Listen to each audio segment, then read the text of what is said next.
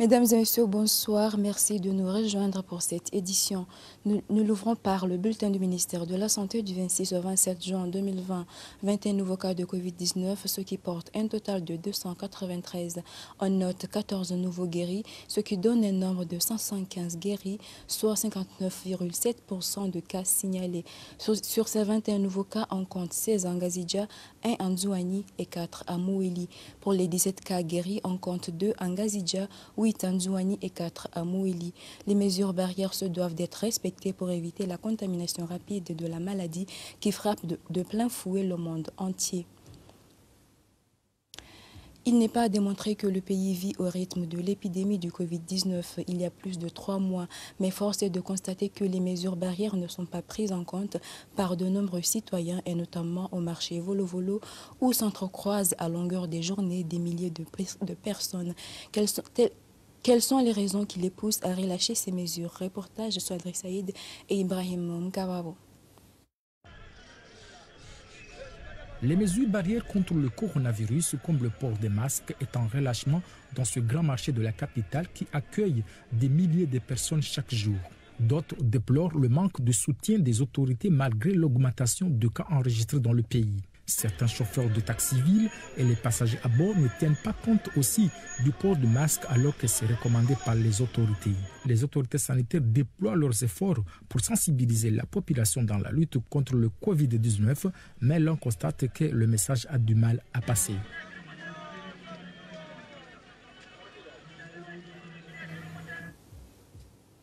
Le ministère de l'Éducation nationale a reçu ce samedi à Moroni un don de l'intersyndicale des enseignants à quelques jours de la reprise des cours.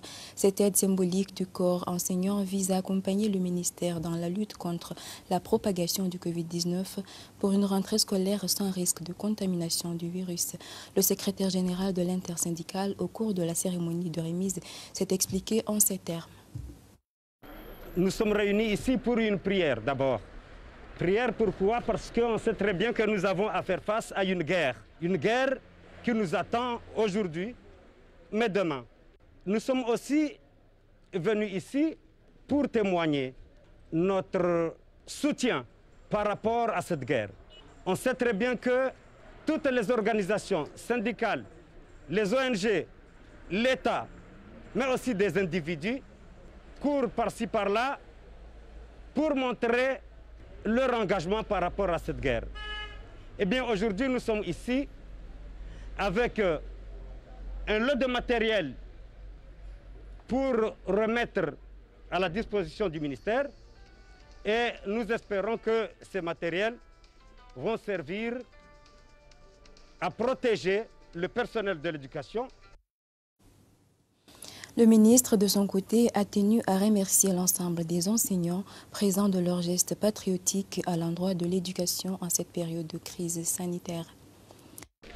À l'occasion d'une remise de contribution de l'intersyndicale des enseignants, du secondaire, du primaire et de l'administration, pour accompagner l'ouverture des écoles au 1er juillet 2020.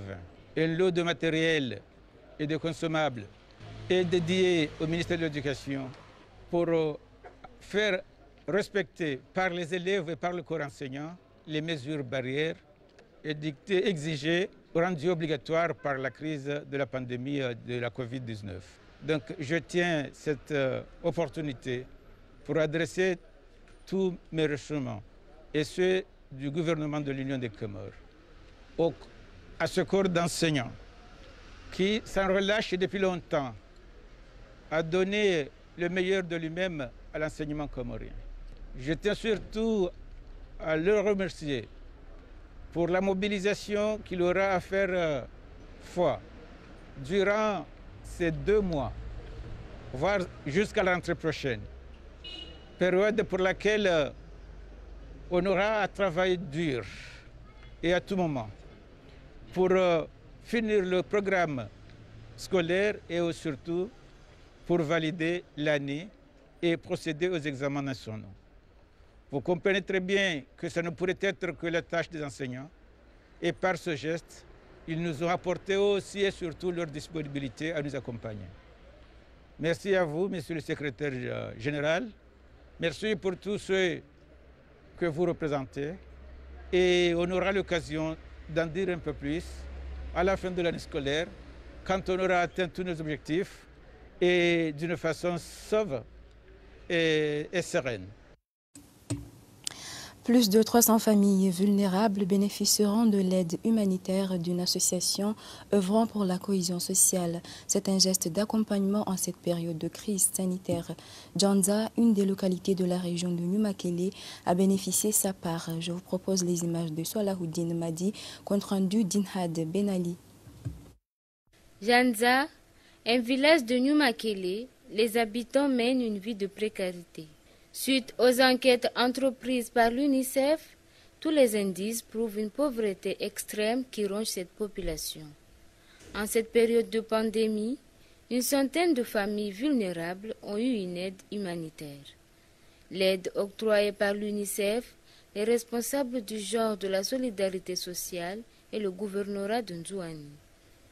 L'objectif était de venir au village de Djanza pour une sensibilisation de la pandémie qui répond et qui a touché les îles Comores, mais surtout leur subventionner d'une petite aide humanitaire. Dans ce village, les problèmes ne manquent pas. La population a comme activité principale l'agriculture. Actuellement, elle connaît de sérieux problèmes à cause de la mise en vente de leurs produits de rente. Parmi les personnes qui ont une vie de misère, c'est nous les agriculteurs. On plante le girofle, l'ilang-ilang, la vanille et au moment du récolte, personne n'en demande. Ça reste dans nos maisons jusqu'à moisir. Vous voyez la situation de vie qu'on est en train d'endurer. Même de quoi à manger, c'est difficile. Ce qui nous reste, c'est l'élevage de cabris. Vu cette précarité, le gouvernement, représenté par la Direction de la Solidarité et l'UNICEF, tente de soutenir les Djanzaniens. Donc on est venu à Djanza pour soutenir cette population, leur subvenir d'une petite somme afin qu'ils puissent survivre pendant cette période de pandémie. Les bénéficiaires sont reconnaissantes et demandent l'aide des autorités pour une route qui peut faciliter la circulation des véhicules, des biens et des personnes.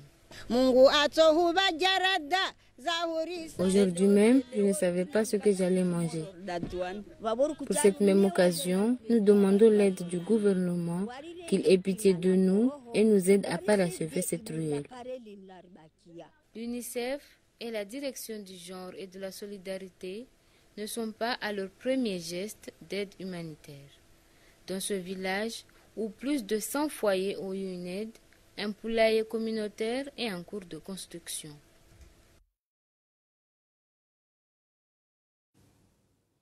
Point de presse ce vendredi à Moroni de l'Act Together pour un don de kit à l'ONG Hifagu. Cette action a pour but d'aider les femmes en cette période de crise sanitaire. Il y a noté que l'Act Together et l'ONG Hifagu ne comptent pas s'arrêter là pour le bien-être des plus vulnérables. Explication. Act Together, c'est un collectif dans lequel il y a des Comoriens, des personnes, des associations, à peu près une cinquantaine, plusieurs organisations ONG qui ensemble font des actions pour lutter contre la pandémie du coronavirus. Et l'idée, en fait, dans chaque action que nous faisons, c'est de pouvoir accompagner toutes les populations qui sont vulnérables.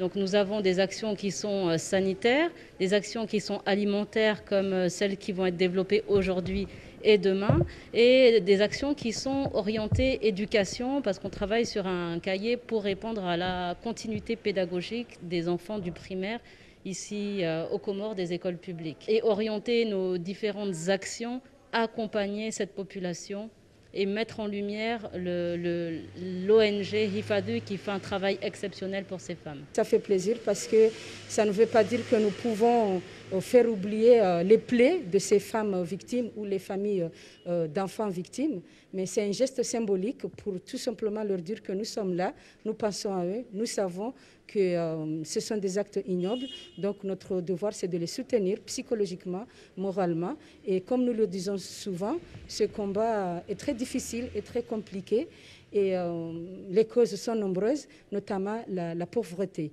Nous connaissons toutes ces victimes parce qu'elles prennent contact avec nous.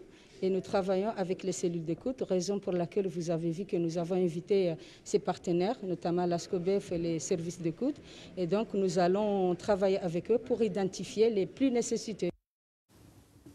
À Ivembeni, une des localités de Mboudé, les agriculteurs ont bénéficié ce samedi d'une formation sur l'utilisation des pesticides. Cette initiative émane de l'Asiacom, association des ingénieurs agronomes comoriens, pour plus de production tout en protégeant l'environnement. Reportage en lien avec Ayuba Abdallah et Ibrahim Mkawabo. Il s'agit d'une formation dispensée par l'Asiacom au profit des agriculteurs d'Ivembeni. Axé sur l'utilisation des pesticides, mélange de l'eau avec des produits afin d'éliminer toutes les microbes dans les plantations.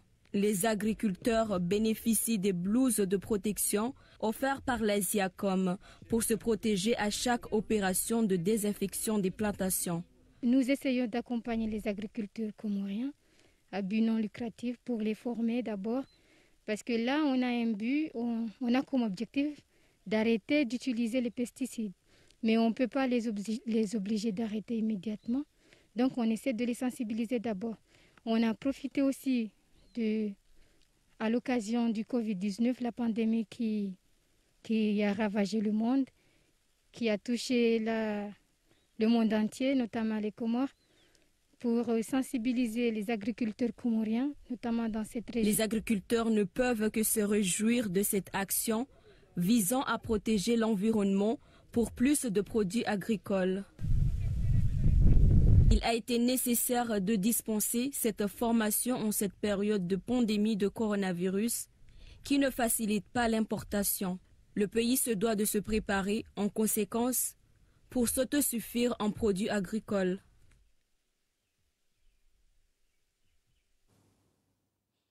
Le porte-parole à la présidence, Mohamed Ismaïla, a annoncé ce vendredi 26 juin lors d'un point de presse que la célébration du 45e anniversaire de l'indépendance des Comores aura lieu cette fois à Moutsamoudou en juin.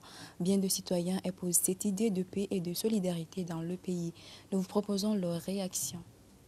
Moi, je crois que par rapport à mon opinion personnelle, l'idée d'aller fêter la fête en juin, c'est pas une mauvaise idée parce qu'après tout, c'est la fête pour tout le monde. C'est la fête pour tout le peuple comorien. Donc, si aujourd'hui le président de la République a jugé nécessaire d'aller fêter la fête en juin, c'est pour au moins essayer d'équilibrer pour montrer que notre île comorien, on doit fêter la fête de l'indépendance pour tout le monde. Donc, moi, je crois que c'est une excellente idée de faire preuve de montrer au peuple que la fête de l'indépendance c'est pour tout le monde. Donc je ne vois pas qu'il y a un inconvénient là-dessus, au contraire, c'est une excellente idée pour équilibrer les Comoriens, à montrer une union et une solidarité pour tout le monde. L'idée c'est beau parce que ça montre que le Comore, on a 4 îles, encore les îles, ça montre que le Comore est uni. On a de l'union des Comores parce que tout le jour, la fête nationale, ça passe à la Grande Comore. Aujourd'hui, ça passe cette année, ça passe en juin. L'année prochaine, ça passe à Mali. C'est normal parce que ça montre que le Comore, c'est uni. La société Comore Télécom a convié la presse ce samedi à Moroni. Cela fait suite aux 2 conférences tenues lundi 23 juin par Comore Câble et Telco. Les responsables de Comore Télécom reviennent sur la question comme étant Telco ne respecte pas certaines conditions, notamment le non-paiement des factures auprès de Comore Câble. Zawad Madim Namdi nous donne plus d'explications. En 2016, il a poussé le consortium ESI jusqu'à ce qu'il nous coupe. Et c'est pas ça aussi, mais aussi Comore Câble, il nous a coupé tout dernièrement, en avril 2020. parce qu'on avait des factures qui n'ont pas été honorées. Donc aujourd'hui, si Telma ne veut pas honorer ses factures auprès de Comores Câble, je ne vois pas du tout pourquoi Comores Câble n'allait pas lui couper. Il va lui couper tout comme il nous a déjà coupé la dernière fois. Telma, c'est un mauvais payeur. La preuve en est, actuellement, Telma, il a une ardoise de 86 000 $. Mais mis à part ça, mais il nous doit aussi des factures de janvier à avril 2020 qu'il n'a pas encore honoré, et c'est à hauteur de 140 millions à peu près, parce que je n'ai pas le chiffre. Page internationale de cette édition, la pandémie de Covid-19 progresse dans le sud des États-Unis et en Amérique latine et menace de répartir en Europe. Les hôpitaux turcs érigés en modèle de bonne gestion face au Covid-19. La Tunisie réouvre ses frontières après 3 mois de fermeture pour cause de la pandémie. Mais l'entrée des voyageurs ne se fera pas sans restriction d'ordre sanitaire. Reportage Euronews et France 24. Des Américains regroupés par centaines, ce genre de scène inquiète les autorités. Avec l'allègement des mesures de confinement, le nombre de cas de Covid-19 augmente aux États-Unis. Pour la première fois depuis 2 mois, le groupe de travail sur le coronavirus mené par la Maison-Blanche s'est réuni pour faire le point sur la situation. Le vice-président Mike Pence l'assure, la hausse du nombre de cas détectés est surtout due à la mise en place d'un programme de dépistage massif. We want the American people to understand it's almost inarguable that more testing is generating more cases. The volume of new cases coming in is a reflection of a great success in expanding testing across the country. Dans le même temps, l'un des plus grands infectiologues du pays appelle chacun à continuer d'appliquer la distanciation physique pour protéger les plus vulnérables.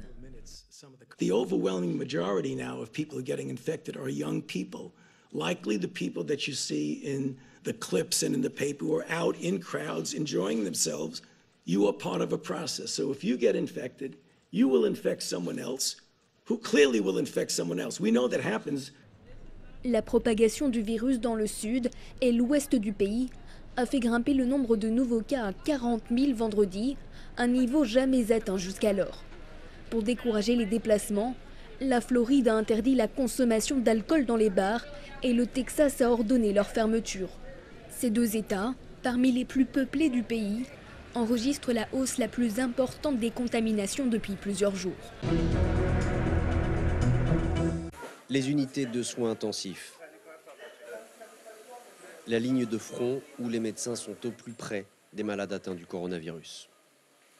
The first wave isn't over yet, but all countries are preparing for a second wave in the autumn. So, of course, we will be expecting, if this happens, then we have the capacity to serve all the patients.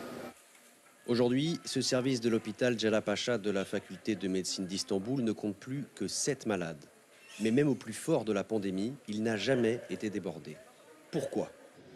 Pour éviter l'afflux de patients souffrant d'un stade avancé de la maladie, l'une des spécificités de l'approche hospitalière turque, c'est la précocité de la prise en charge.